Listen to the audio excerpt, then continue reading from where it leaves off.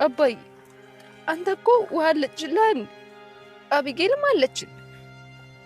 በቃ የእስከ ዛሬ በቃናል። እኔም ደግሞ ለምሳሌ አይደሉልኝ።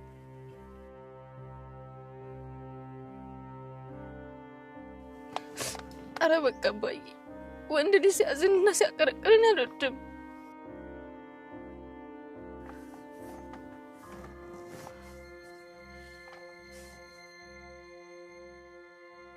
አባዬ እውነት ነው አባዬ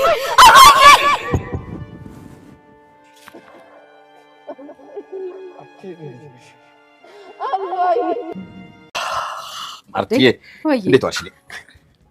ምንድን ነው እንደዚህ ጥርስ በጥርስ ነው የገባው? ደህና ናችሁ? እንዴት ነው እንዴ? ድርዬ ምንድን ነው? የቤት ሞቅ ሞቅ አድርጊው በእናትሽ። በጣም ነው ደስ ያለኝ ዛሬ። አባዬ ለምንድን ነው ደስ ያለ? ማለቴ በምን ምክንያት እንዴ?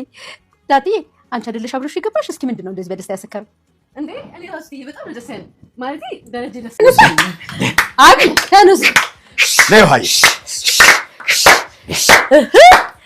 እንዴ እኔማ ደስታ አመልጠኝም። ሞቅ ሞቅ አድርጉታ። ደረጀና ዳጣ አባትና ልጅ መሆናቸውን በዲኤንኤ ያረጋገጡ። ዲኤንኤውንም ካረጋገጡ በኋላ ደስታቸው ልክ አልነበረውም። ወደ ቤትም ሲመለሱ በፈገግታ ነበርና ምን አግኝተህ ነው ዛሬ ደርዬ እንደዚህ ፈገግታ በፈገግታ የሆንከው? ይላሉ ወይዘሮ ማርታ። አቶ ደረጀም በጣም ደስ ብሎኛል ይላሉ። ውሃም አባቴ ደስ ስላለው እኔም ደስ ብሎኛል ትላለች። አቶ ደረጀም በጣም ነው ደስ ያለኝ ዛሬ በሚሉበት ሰዓት አቤጌል ምን አግኝተህ ነው? በምን ምክንያት ተደሰትክ? የሚል ጥያቄ ታቀርባለች። ማርታም ዳጣዬ አንቺ አይደለሽው አብረሽ ሆነሽ የመጣሽው? እስቲ የምን አይነት ደስታ እንዳሰከረው ንገሪ ይላሉ ወይዘሮ ማርታ ዳጣን። በጣም እትዬ እኔ ራሱ በጣም ነው ደስ ያለኝ ምክንያቱም ደረጀ ደስ ስላለው ትላለች ዳጣ። ዳጣ እነሱ ፊት አባዬ ብላ መጥራት ስለማትችል ደረጀ በኝ ስላሏት ዳጣ ደረጀ ትላቸዋለች አባቷን። ወይዘሮ ማርታም ሰላምን ጠርተው እስቲ ወይን አምጪ ቤቱን ሞቅ እናድርገው እያሉ ነው ትላለች ፈገግ እያለች። ምንም እንኳ የምን ደስታ እንደሆነ ባይገባቸውም እስቲ ደስ ይበለን ምንም ደስታው ባይታወቅም ትላለች ወይዘሮ ማርታ።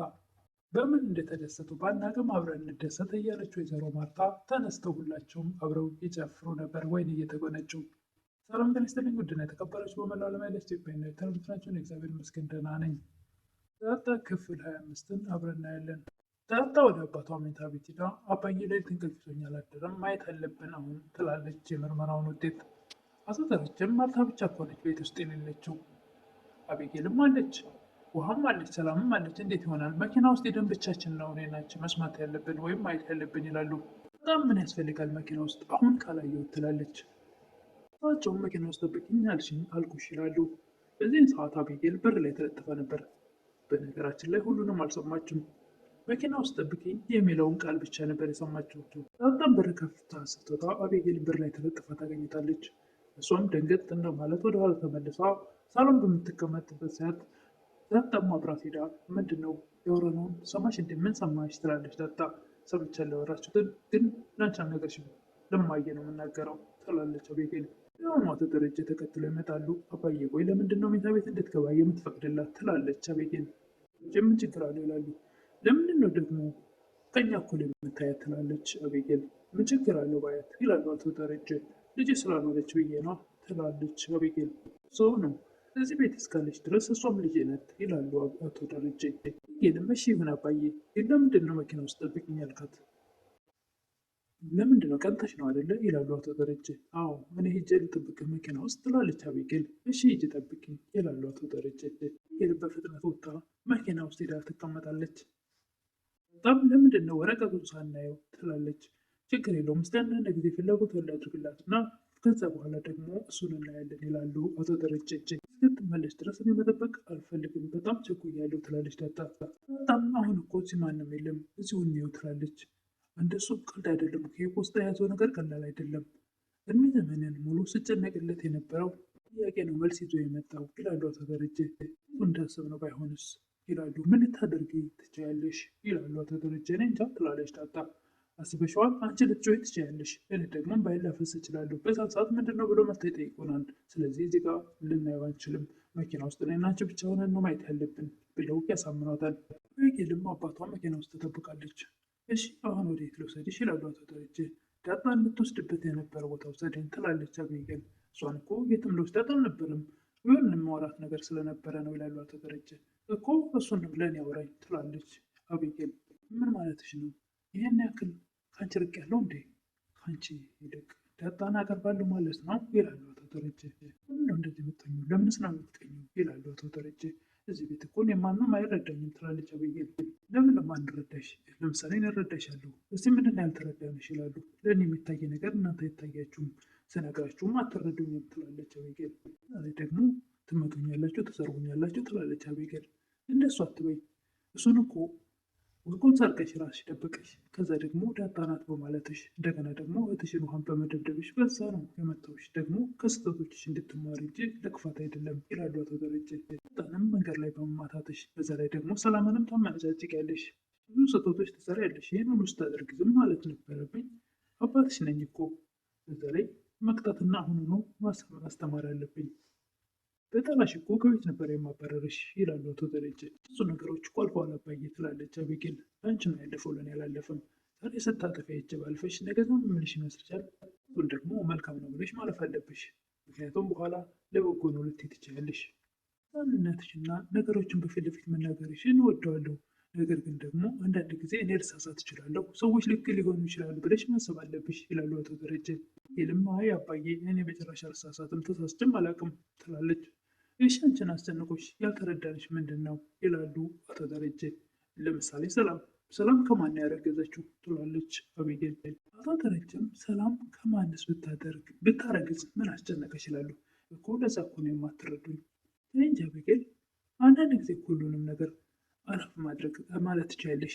ሁሉንም ነገር ካላወቁ ብለሽ ትችያለሽ እንዴ? ስለ ራስሽ ተጨነቂ እንጂ የማያስጨንቅሽ ሁሉ ሊያስጨንቅሽ አይገባም እንዴ? ለምን አያስጨንቀኝም? እኔ እኮ ሰምቻታለሁ ከናታን ጋር ስታወራ ሌቢ የማሳያት ባልፈልግልኝ ብላ ነበረ ትላለች አቤጌል። አይ ስላስጨነቅሻት ይሆናል ታዲያ ይላሉ አቶ ደረጀ። አቤጌልም ሰላም እየዋሸችን ነው ትላለች። ታውቅ ይችላሉ አቶ ደረጀ። ስልኳን ሀክ አድርጌው ነበር ትላለች አቤጌል። አቶ ደረጀም እንዴት የሰው ሚስጥር ታያለሽ? ወንጀል እንደሆነ አታውቂም? ያሳየህ አባዬ የተላላከችውን ትላለች። እኔ ማየት አልፈልግም ይላሉ አቶ ደረጀ። ውጭ ይላሉ አቶ ደረጀ። ከመኪና ውስጥ ልትወጣ ስትል አይ ከመኪና ውስጥ ሳይሆን የጠለፍሽውን ስልክ አውጪ ይላሉ። ቁም ብለሽ ነው አንቺ መች ነው የምትቀየሪ ብለው አቶ ደረጀ በጣም ይቆጣሉ። አቶ ደረጀም ስልኳን ተቀብለው የጠለፈችውን ስልክ አውጥተው አሁን ከዚህ መኪና ውጪ፣ ከዚህ በኋላ ግን የሰው ሚስጥር ብታይ እንዳሁኑ በግርፋት ሳይሆን ሌላ ነገር ውስጥ ነው የምገባው።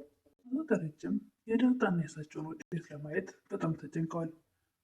ዳጣም አባዬ አንተ እኮ አለችልህ፣ አቤጌልም አለች፣ እኔም ደግሞ እነ ምሳሌ ያሉኝ፣ በቃ የእስከዛሬው በቃናን ምን ማድረግ ይቻላል ልጅ ካልሆንኩ እያሉ ሲጨነቁ መኪናውም እንትን ላይ አንገታቸውን ደፍተው ሲያቀረቅሩ፣ ኧረ በቃ አባዬ በቃ እኔ ወንድ ልጅ እንደዚህ አንገቱ ሲያቀረቅርና ሲያዘን አልወድም ትላለች ዳጣ። መጨረሻም ውጤቱን ከፍተው ሲያዩት ልጅና አባት እንደሆኑ ስታውቅ ተጋውጠዋለች ዳጣ። እውነት ነው አባዬ እያለች መኪና ውስጥ በእንባ ከታጠቡ በኋላ ከዛ በኋላ ግን ደስታቸው ልክ አልነበረውም።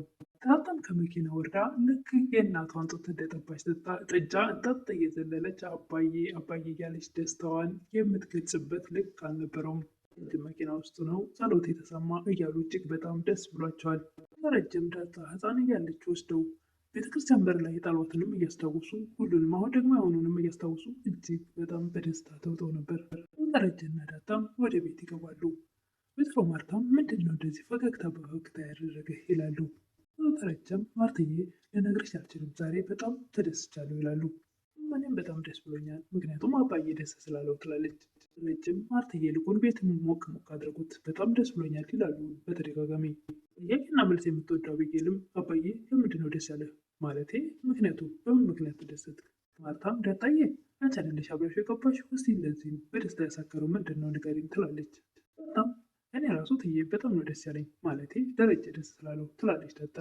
በቃ ደስ ብሎናል፣ ዛሬ ደስ ይበለን፣ የገራይትና ሰላምን የሚጠጣ ነገር ታምጣልን ይላሉ አቶ ደረጀ። ሰላምዬ እስቲ እባክሽ ወይን ነገር አምጪላቸው ቤቱን ሞቅ እናድርገው እያሉ ነው ትላለች ወይዘሮ ማርታ። አባዬ እኔ እመጣለሁ ትላለች። እሺ ግን ለዛሬ ብቻ ይላሉ አቶ ደረጀ። ወይዘሮ ማርታም አይ በዚህ አልስማማም፣ አንቺ ሻይ እና ወተት ነው መጠጣት ያለብሽ ይላሉ ወይዘሮ ማርታ። መጥቶላቸው እየተጎነጩ በሉ እንግዲህ እንደሰት እስቲ ለማናውቀው ደስታ ትላለች ወይዘሮ ማርታ። ጀመሪያ ይታወቃል እያሉ ዛሬ እንግዲህ መጨፈር ሁላ አምሮኛል ከልጆች ጋር እስኪል ጨፍር ብለው ተነስተው ሁሉም ይጨፍራሉ። ላምም ስለምን እንደሚጨፍሩ ግራ ተገብታለች። አቤጌልም እንደዛው እነሱ እያጨበጨቡ እሷ ፍዝዝ ብላ ወይም ደግሞ የመበሳጨት አይነት እያሳየች ግራ ተገብታለች። መጨረሻው የደስታው ምንጭ ምን እንደሆነ ለማወቅ ሁሉም እየጠሩ እያሉ እሳቸውም ልንገራችሁ ምን መሰላችሁ ልጄን እያሉ እሷን ልጃቸውን ወደ እሳቸው በመጠቆም ላይ እያሉ ዳጣም በጣም ትደነግጣለች። የዳጣ ድራማ ለዛሬ ክፍል 25 ይህን ይመስል ነበረ። ልጄን ብለው እሳቸው እጃቸውን ወደ እሷ እየጠቆሙ ነበረ እና እንግዲህ ምን ይፈጠር ይሆን? ወይዘሮ ማርታ ዳጣ የአቶ ደረጀ ልጅ መሆኗን ስታቅ ምን ይፈጠር ይሆን? በቀጣይ እሱን የምናይ ይሆናል። እጅግ በጣም ስሜታቸው እንደሚነካ እየታወቀ ነው። በጣም አጓጊና ልብ አንጠልጣይ ላይ ነው ያለው። ማርታም ትዳራቸውን አክባሪ እና ባላቸውን የሚወዱ ናቸውና ምን ሊፈጠር እንደሚችል መገመት አይከብድም። እሱን በቀጣይ የምናይ ይሆናል። ለምታበረታቱኝ እህቶች ምስጋና ከልብ ነው። አዲስ የሆናችሁ ደግሞ ሰብስክራይብ እያደረጋችሁ አበረታቱኝ እላለሁ። አመሰግናለሁ።